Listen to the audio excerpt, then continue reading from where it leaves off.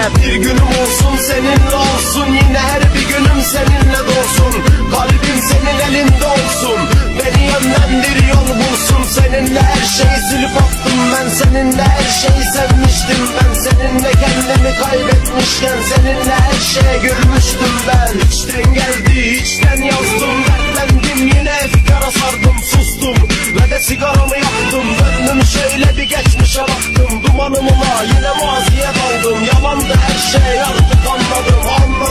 Anlamakla kaldım, sakın şu halime yardım Allah'ım. Her şeye rağmen bir tek sen dedim ama sen beni asla hak etmedin. Kalbimde yaşadım daima, bunu bir kere bile sen görmedin. Yok yere saydın beni, yine sevdim, hayatımı ayağının altına serdim. Meğer ki kendimi boşa eder ettim, umutlarım gibi seni de bitirdim. Bir günüm olsun seninle olsun, yine her bir günüm seninle